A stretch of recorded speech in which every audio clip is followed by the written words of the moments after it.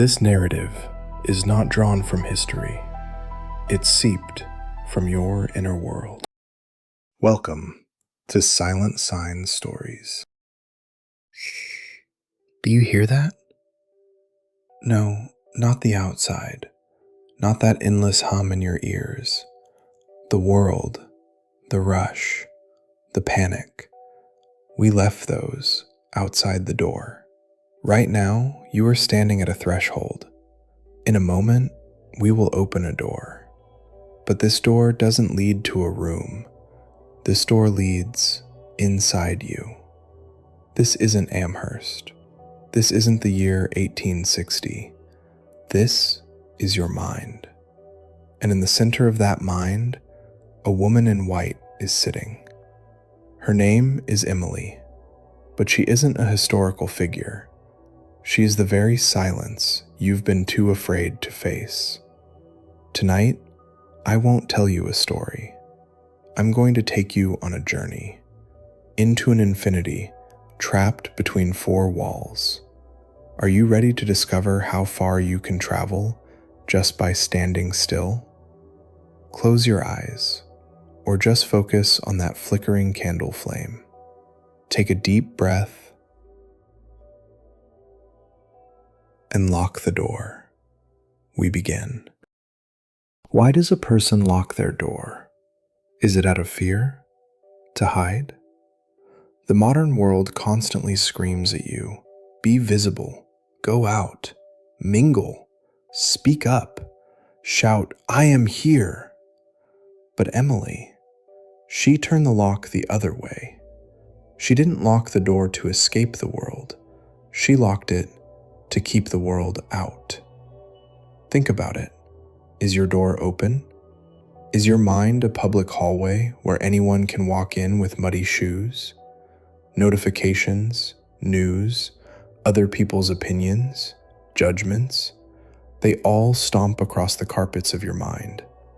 Emily rejected this. She discovered the sanctity of saying, no. The soul, Emily said, selects her own society, then shuts the door.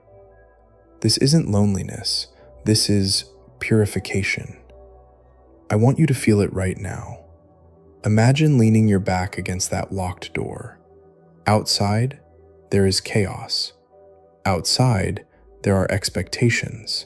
The chorus chanting, you must marry, you must be successful, you must look happy. They are all left behind the wood. Here, inside, there is only you. Does it feel scary? Does the silence ring in your ears? Don't be afraid. This silence isn't emptiness. This silence is your own voice. When was the last time you actually heard it? Emily spent half her life wearing a white dress. Why? Was she a bride? No. Was she a ghost? Perhaps. That white dress was a uniform of nothingness, stripped of the noise of colors, fashion, and identity. We wear colorful masks, our titles, our brands, our profiles, labels that scream, this is who I am. Emily rejected all colors.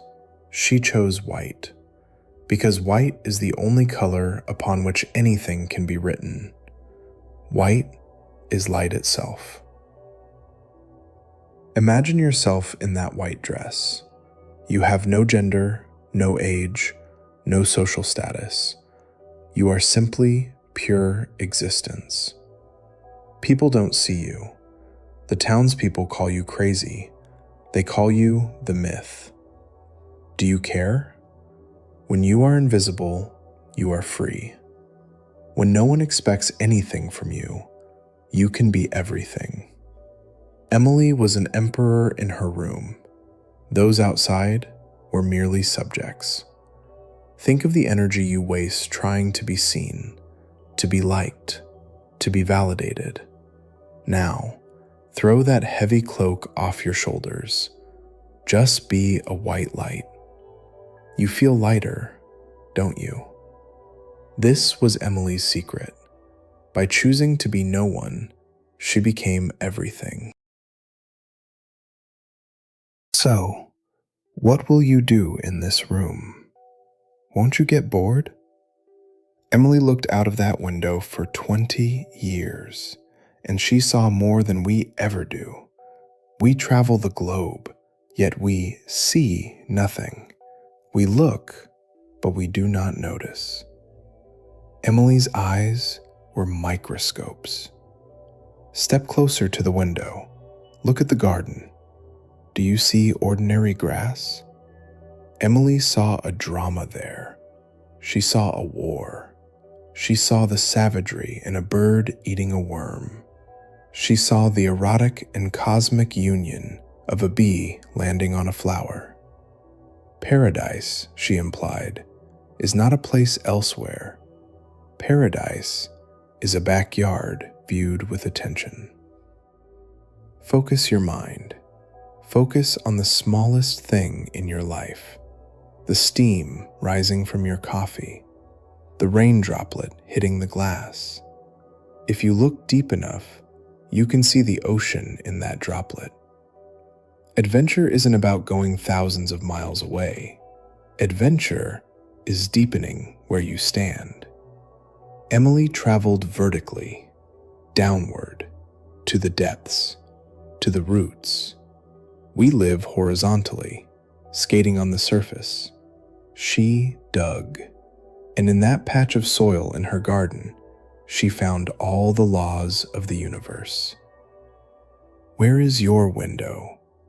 What have you forgotten to look at? You are not alone in this room. Emily had a most loyal guest, one who would sit at the foot of her bed every night, or wave from the window. His name is Death. Are you afraid? We have hidden death in hospital rooms, in morgues, in cemeteries outside the city limits. We thought if we ignored him, he wouldn't come. But Emily flirted with him. Because I could not stop for death, he kindly stopped for me. She didn't see death as an end. She imagined him as a polite gentleman, a carriage driver taking her toward eternity. In this room, face death. Death is not the opposite of life. It is a part of it. Emily looked at the cemetery every day. And do you know what that gave her? Fearlessness. The courage of someone who knows they have nothing to lose. If you knew you would leave this world tomorrow, would you care what anyone thought of you today? That woman in the white dress didn't care, because she was rehearsing for eternity. He who befriends death does not fear life. Right now, feel that cold breath on your neck, and smile, because you are alive. And this miracle is only valid for right now. Now, we come to the greatest secret. In this quiet room, there was actually a deafening noise, but not the kind you hear with ears. Emily's mind was a volcano. Vesuvius at home, she called it. She was erupting with words inside her silence. Open the drawer. Look, thousands of lines written on the backs of matchboxes, on chocolate wrappers, on the edges of envelopes. 1,800 poems. Not for publication, not for fame, not for money. Simply so the soul wouldn't overflow. She bled ink like she was bleeding life. I ask you, what is the thing you would keep doing even if no one ever saw it? No applause, no likes, no recognition, just you and your creation.